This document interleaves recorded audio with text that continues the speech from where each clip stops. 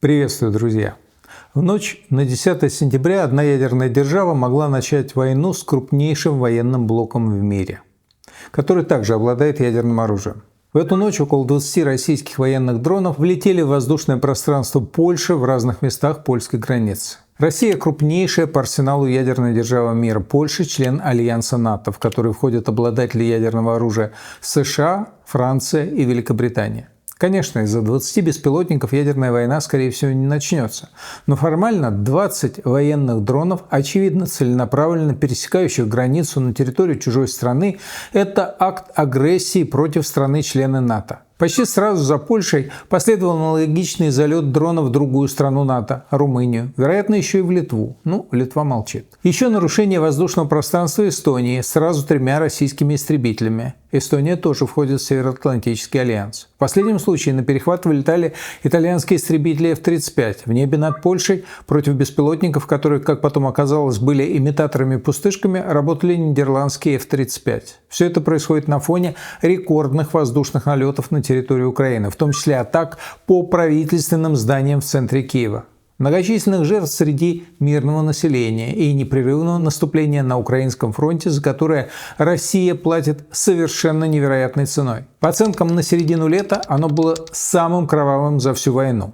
Это при том, что до сих пор ни одна из целей этого наступления, будь то прорыв фронта или захват крупных городских агломераций, не достигнута. Я напомню, что общие потери России в этой войне давно перевалили за 1 миллион человек. Минимальная оценка только погибших свыше 200 тысяч. В зоне боевых действий сейчас находится 700 тысяч человек. Каждый месяц Министерство обороны набирает еще около 35 тысяч человек, причем каждый из них обходится все дороже из-за роста выплат за подписание контракта. Это не считая нарастающих проблем в экономике и дыры в бюджете в размере 5 триллионов рублей, из-за которой власти уже подумывают над очередным повышением налогов. Что в целом неудивительно, ведь расходы на войну в день достигают 47 миллиардов рублей. Еще раз, это в день. При этом в России есть регионы, у которых годовые бюджеты меньше. Наконец, общество, кажется, окончательно устало от войны и хочет мирных переговоров. А вот тут возникает вопрос, а ради чего все это? Ради чего эти невероятные жертвы? За что, собственно говоря, страна воюет? Почему Путин, несмотря ни на что, столь упорно отказывается даже от временного перемирия? И зачем провоцирует страны НАТО, рискуя запустить непредсказуемый процесс эскалации, если, не дай бог, очередной залет беспилотника куда-нибудь в Польшу или Эстонию закончится человеческими жертвами? А знаете, что самое удивительное? Я думаю, даже сам Путин до конца не понимает. И уж точно все прочно забыли, что он и его окружение объявляли целями так называемые СВО. Ведь эти цели регулярно меняются в зависимости от политической конъюнктуры и положения дел на фронте. Вот с чего все начиналось? В декабре 2021 года Кремль выкатил Западу настоящий ультиматум в виде проектов 2 договоров США и НАТО. Оба документа опубликованы на сайте МИД и до сих пор доступны. Американцам, в частности, предлагалось взять на себя обязательства не расширять НАТО на восток, не принимать в НАТО государства бывшей СССР, отказаться от военных баз на территории таких государств, а заодно ликвидировать всю зарубежную инфраструктуру для размещения ядерного оружия. В проекте договора с НАТО прямо указывалось, что Украина не станет членом Альянса, что НАТО вообще отказывается от расширения, от всякой деятельности и присутствия в Закавказье, Центральной Азии, даже в Восточной Европе. В сжатом виде суть этого документа выглядела как предложение НАТО собирать манатки и отправляться на рубежи 1997 года. В день вторжения, начала СВО в терминах Путина, он обозначил требования к самой Украине. Это пресловутая денацификация, под которой, очевидно, поднимался режим кума Путина Медведчука. Это демилитаризация, то есть уничтожение военного потенциала Украины. Это суд над виновными, по мнению Путина, в боевых действиях на востоке Украины с 2014 года. Ясное дело, что именно с украинской стороны. Между прочим, именно тогда Путин говорил, что оккупация каких-либо территорий не входит в задачи СВО. При этом в наши планы не входит оккупация украинских территорий. После начала вторжения и первых же неудач с планом «Киев за 3 дня» набор целей стремительно поменялся. Вот министр иностранных дел Лавров говорит, что цель СВО – положить конец доминированию США. Вот председатель Госдумы Володин заявляет, что вообще это был превентивный удар, чтобы не допустить нападения НАТО. А патриарх Кирилл вообще целью СВО считает недопущение гей-парада на Донбассе. Это гей-парад. Вот эти требования ко многим провести гей-парад и являются тестом на лояльность к тому самому могущественному миру. Добавьте сюда такие экзотические цели, как предотвращение появления у Украины биологического оружия, убивающего только славян. Сам же Путин тогда называл главной целью СВО защиту жителей Донбасса от геноцида. Я прямо назвал цели. Цель главная – помощь людям на Донбассе. То, что мы делаем, помогая людям, спасая их от геноцида, с одной стороны, а с другой стороны, предпринимая меры обеспечения безопасности самой России, очевидно, что другого выбора у нас не было. Это правильный шаг. Кстати, то, что сейчас происходит на Донбассе под властью российских администраций, гораздо больше похоже на настоящий геноцид. У меня про это выходил отдельный ролик. Посмотрите. От такой цели, как денацификация, со временем и вовсе отказались, потому что никто так и не понял, что это вообще все значит. К осени 22 года российской армии пришлось отступить не только от Киева, но и от Харькова и от Херсона. К этому моменту в Кремле уже совершенно забыли о требованиях к НАТО собирать манатки или об угрозе украинского биологического оружия, а заодно и об обещании ничего не оккупировать. В сентябре 22 года Путин торжественно принимает в состав России так называемые ДНР и ЛНР, а также оккупированные части Запорожской и Херсонской областей, областные центры которых он даже не контролирует. С момента аннексии территориальный вопрос внезапно становится ключевым в целях войны. С тех пор Путин неоднократно возвращается к теме присоединения территорий как самого значимого результата СВО. Особенно его радует, что Азовское море стало внутренним морем России. Складывается парадоксальная ситуация.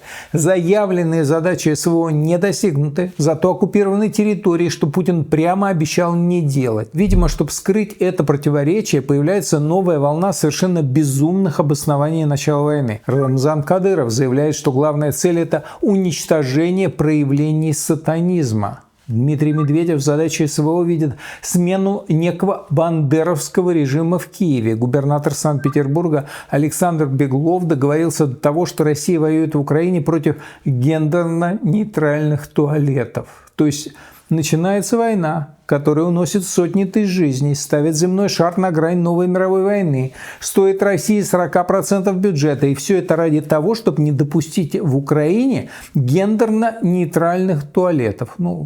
Достойная цель, ничего не скажешь. После провала украинского контрнаступления летом 23 года и начала российского наступления, которое продолжается до сих пор, Путин осмелел. Он снова вернулся к продекларированным в самом начале целям денацификации и демилитаризации, добавил к ним еще признание всех территориальных приобретений и отмену западных санкций. Повторю, наша принципиальная позиция в следующем. Нейтральный, внеблоковый, безъядерный статус Украины, ее демилитаризация и денацификация. Безусловно, должны быть в полной мере признаны новые территориальные реалии.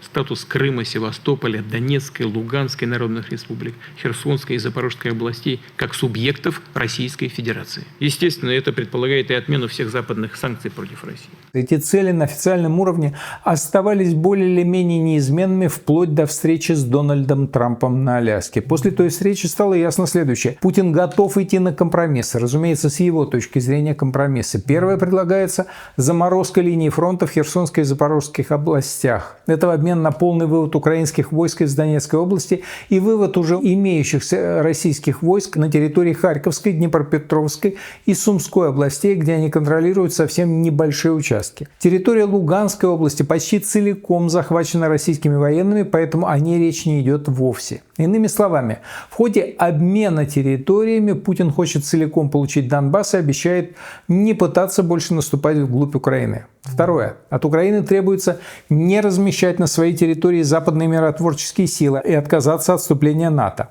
От самого Альянса требуется дать письменные гарантии больше не расширяться на восток. Третье. Необходимо признание особого статуса русского языка и Русской Православной Церкви в Украине. Все остальное, насколько можно судить, более-менее необязательная мишура, на которой особо настаивать никто не будет. Это касается якобы нелегитимности Зеленского, который так любит рассуждать Путин, Лавров, и другое. Иными словами, цели СВО снова поменялись. Теперь по сравнению с относительно недавним 24 годом. Тогда Путин обозначал следующие требования: передача всех 4 областей, включенных в Конституцию России, причем в их административных границах Херсонской, Запорожской, Донецкой, Луганской. Юридическое признание 4 областей, а также Крыма и Севастополя частью России, причем в рамках международных договоренностей. Безусловный отказ Украины от НАТО, демилитаризация Украины на основе параметров, обсуждавшихся на переговорах в Стамбуле весной 2022 года, отмена всех санкций против России. Вот давайте посмотрим, что от этого осталось. Частично пункт с новыми территориями, но не целиком и без юридического признания суверенитета, и пункт с НАТО. Требование денацификации, под ней понимается создание в Киеве дружественного Кремлю режима, он больше не звучит. Про демилитаризацию за пределами требования внеблокового статуса тоже особо не слышно. По сути, территориальный вопрос для Кремля стал ключевым, а получение контроля над Краматорском и Славянском и есть теперь главная цель СВО. То есть громкие требования: спасение народа Донбасса, борьба с бандеровцами, укронацистами, суд над устроителями госпереворота, над участниками АТО на востоке Украины – все это забыто. Остался только территориальный вопрос, которого как раз в числе изначальных целей СВО не было, и который как раз Путин прямо отрицал. Цели СВО, требования к Украине, государственные интересы России – все это менялось за годы войны множество раз. Никаких неизменных целей СВО у Кремля нет, их вообще нет. Почти 4 года идет кровопролитная война, которая легко может стать из региональной в мировой. Эта война стоит и Украине, и России бесконечно много. Эта война лишает будущего обе страны. И все заявляемые цели этой войны – это многократно менявшаяся фикция. Люди гибнут просто так. То ли за государственную принадлежность какого-то разрушенного поселка в степях Донбасса, то ли за борьбу с гендерно-нейтральными туалетами. А на самом деле за амбиции и власть одного засидевшегося на троне человека. Счастливо вам! Войны бывают справедливые, захватнические, отечественные, великие. Эта война несправедливая и бессмысленная. Так она и войдет в историю.